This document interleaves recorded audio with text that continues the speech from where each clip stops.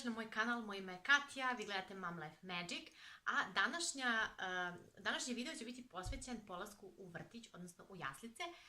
Ja ću danas, za sve vas koji možda nemate još uvijek predstavu šta deca treba da ponesu sve u vrtić ili jednostavno nemate kompletan spisak ili možda niste sigurni da ste sve dobro zapisali, zapamtili, ja sam napravila jedan spisak koji je otprilike univerzalan za sve vrtiće i jaslice, bez obzira da li su državni ili privatni, šta sve treba jedan mali đak koji kreće u jaslice ili vrtić, kao što je ovaj moj mali ovde, da ima u svom rančiću ili svojoj torbi na dnevnoj bazi u vrtiću. Tako da, bez nekog specijalnog uvoda, odmah ćemo krenuti na video. Prva stvar koju ćete sigurno morati da imate, to su naravno pelene. Nama su u našem konkretnom vrtiću rekli da donosimo 3 pelene dnevno. Mi trenutno koristimo i Pampers i Baby Love koje se kupuju u DM-u i veoma smo zadovoljni, zapravo njih koristimo u posljednjih godinu dana i što se tiče odnosa cena-kvalitet, mislim da su one zaista najbolje. 3 pelene dnevno u proseku i naravno vlažne maramice. Ja pretpostavljam da će ovo jedno pakovanje biti dovoljno za jednu celu nedelju. Sad ne znam kako je u nekim vrtićima roditelji na smenu donose, pa onda vaspitačice kombinuju i koriste, ali to ćete već vidjeti svojim vaspitačicama. Uglavnom morate imati i pelene i vlažne maramice. Sljedeća stvar koju obavezno traže... Da, snimamo video. A šta ti ručkaš? Ja već ručkaš krofnu. Da biste mogli lako da snimite video, bez prekidanja i traženja vaše asistencije za sve živo moguće, onda date detetu da nešto ručka, na primjer krofnu iz hleb i kifle i onda ste osigurali jedno 10-15 minuta za sebe. Šalu na stranu. Sljedeća stvar koju svakako morate imati su jastučnice. Svaki vrtić, ja mislim... Jao, što si ti lepo tu seo? Bravo! Sljedeća stvar koju svakako svaki vrtić traži su jastučnice. Oni imaju svoju neku posteljinu koju naravno menjaju i peru, međutim ono što stavljaju detetu ispod glave su upravo jastučnice i vi morate da jednom sedmično donosite jednu čistu obeleženu jastučnicu. Ja ću vam pokazati, ove su ovako manje jastučnice, ja sam ih kupila u Waikikiju, bile su dve u kompletu za 400 dinara, što je apsolutno... Idi ručkaj krofnu tamo, idi. To je apsolutno dobra ponuda, pošto je to bio neki popust na početku leta. Sljedeća stvar koja je obavezna u svakom vrtiću su patofne. Mi smo naše patofne kupili u prodavnici Pavle. Zapravo, kod njih smo kupili i prve cipelice i prve sandalice i evo sada patofne. One su, Viktor ima malo veći ris, tako da smo uzeli ove, i ove su malo šire, pošto je njemu malo stopalo onako pufnasto, debeljuškasto, krofnasto. Ovi imaju anatomski džon kao i sva njihova obuća. One se vrlo jednostavno zakopčavaju, na čičak su, tako da u jednom momentu će on sam moći da ih obuva.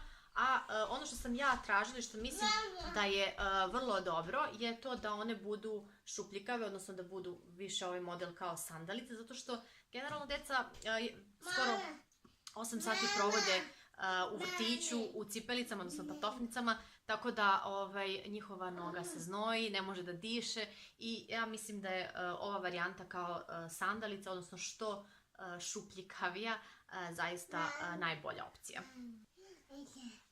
Evo ga je ovaj mali Viktor, koji mami ne da da snimi video. Sljedeća stvar koju će vam tražiti, odnosno koju morate da donosite naravno svaki dan, je dečija preslaka.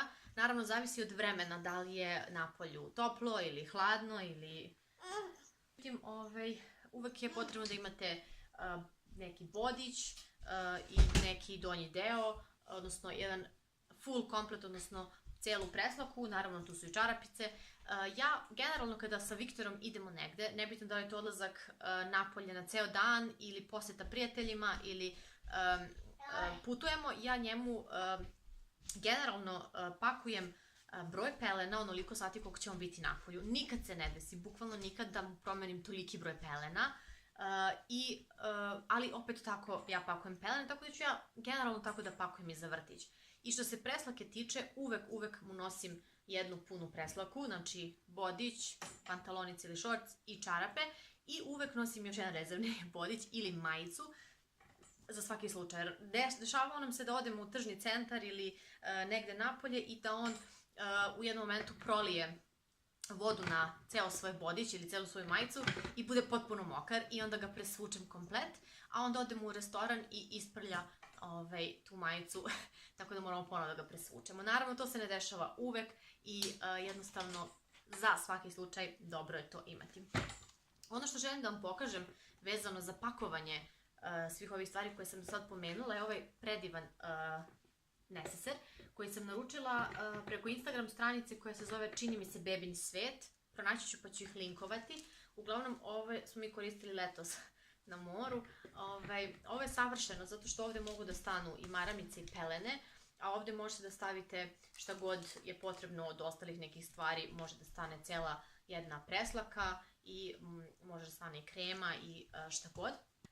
Sljedeća stvar koju naravno morate da imate je krema za nakon preslačenja, odnosno krema koju koristi vaša beba. Mi koristimo Sebamed od početka, kad god bi Viktor se ojeo, mada se to generalno nije dešavalo često, koristili bismo ovu zato što je fenomenalna, a od baš samog početka kada je bio beba koristimo ovu, evo ima neku već propalu nalepnicu, Topličićevu mast. Nju smo zapravo kupili u Bajinoj Bašti u jednoj specijalizovanoj apoteci, tako da ako vas ima iz Bajine Bašte, a niste znali za to, ali verovatno znate, definitivno probajte sa tom kremom pošto je ona fenomenalna.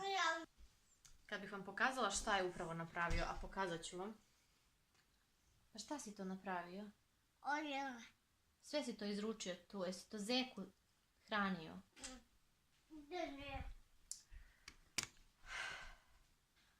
Ukoliko vaše dete voli da se uspavljuje uz neku svoju omiljenu igračkicu ili uz lažu, naravno treba da imate i lažu igračku sa sobom. Mi koristimo ovu neku kutiju za lažu i on ima tog svog nekog zeku kog se uvijek uspavljuje.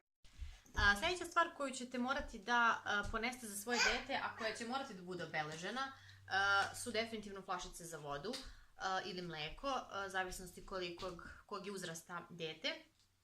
Mi koristimo ovu iz DM-a i ovu 360 stepeni čašu koja je fenomenalna. Nju smo naručili preko nekog sajta. Ako nađem, ja ću staviti link. Uglavnom, poenta je da beba može da pije vodu sa svih strana i da uči da pije ovako kao iz prave čaše. Viktor je već naučio, ali generalno kad negdje idemo ja mu pakujem neku od ove dve. Ono što generalno nisu tražili, ali ja uvek pakujem u njegovu torbu, je jedna obična pamučna pelena i jedan mali peškirić koji će biti za ruke, za lice, šta god bude potrebno.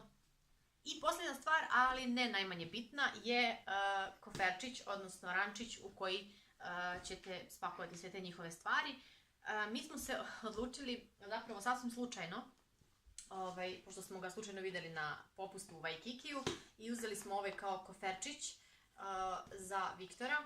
On se ovako odšnirava i unutra može da stane sve ovo što sam vam sad pokazala, a ono što je najbolje od svega je to što on ima točkiće i Viktor njega vrlo lagano može da vuče. Doduše on naravno ne ide još uvek, ići će još uvek u kolicima, ali ovo svakako će biti super čak i za putovanja i kad bude malo stariji pa će moći sam da ga nosi u vrtić. Eto, to bi bilo sve što se tiče ovog videa, šta je potrebno deci za polazak u vrtić i jaslice. Ukoliko imate nešto da dodate na ovaj spisak, komentarišite. Ukoliko vam se sviđa ovaj video, lajkujte i ako se još uvek niste subscribe-ovali, pritisnite na ovo crveno dugme ispod i vidimo se u nekom sljedećem videu. Pozdrav!